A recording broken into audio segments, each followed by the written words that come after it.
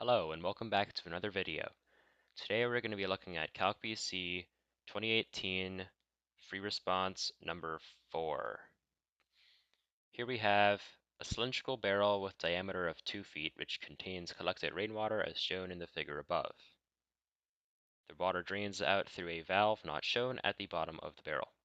The rate of change of the height h of the water in the barrel with respect to time t is modeled by dh dt equals -1/10 rad h, where h is measured in feet and t is measured in seconds. The volume of V, okay, it gives us the volume of a cylinder, and yeah, okay. Find the rate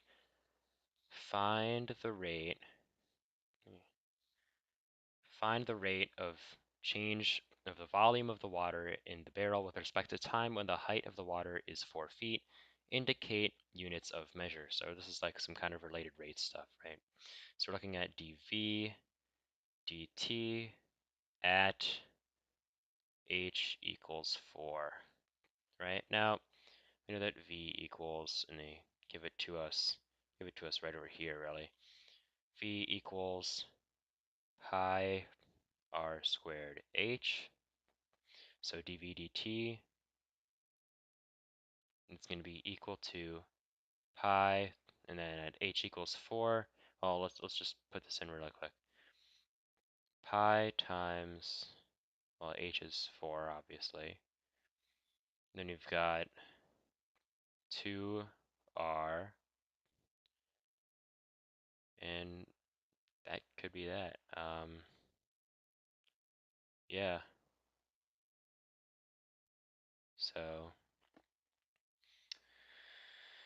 the rate of change of the volume of the water bottle with respect to time when the height of the water is 4 feet. All right.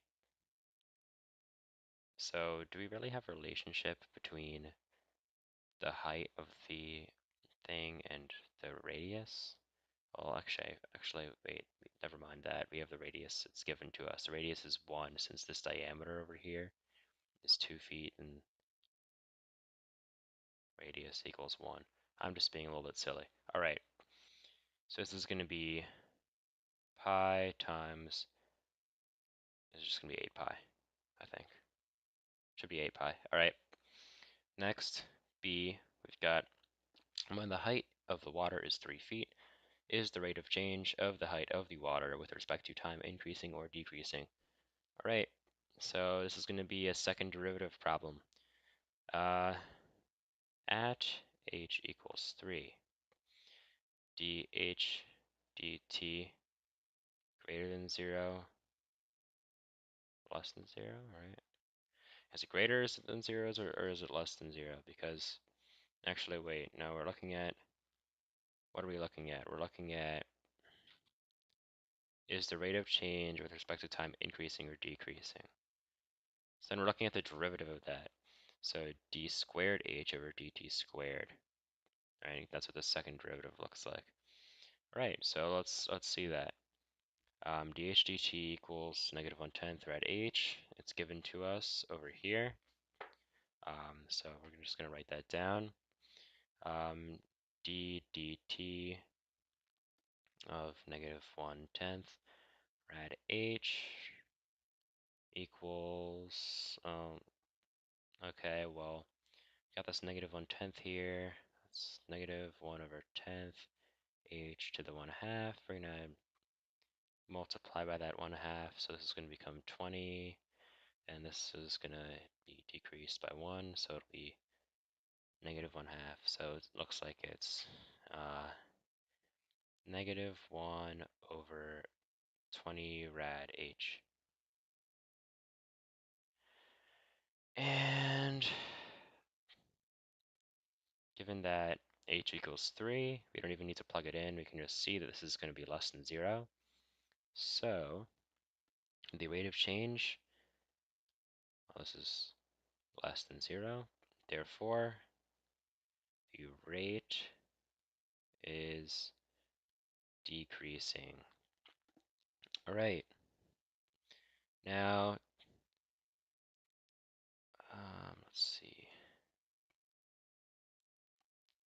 At time t equals 0 seconds, the height of the water is 5 feet. At t equals 5, whoops, at t equals 0, h equals 5. Let me erase that. T equals 0, h equals 5. So, use separation of variables. Very important to have that highlighted to find an expression for h in terms of t. Alright, so we're given dh dt equals negative 1 over 10 rad h. Now, obviously what we're going to do here is we're going to separate the variables. So let's do that. dh over rad h equals negative 1 over 10 times dt. Then we just integrate both sides. Scroll down a little bit more so we have more space. Then we get, well, now we know already that the integral of 1 over rad x equals 2 rad x, since, of course, the derivative of, d dx, 2 rad x equals 1 over rad x. I think that should go without saying. So this right here is going to be equal to 2 rad h.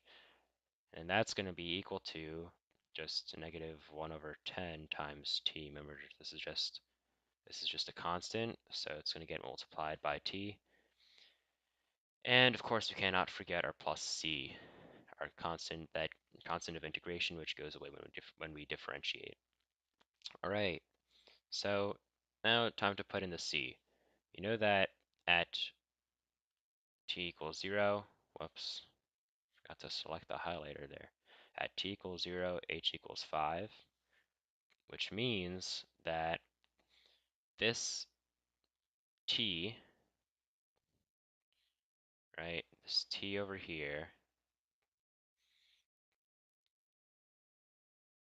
like this is going to be equal to 0 at t equals 0. Then this h must equal 5. So if that's the case, then 2 rad 5 equals 0 plus c.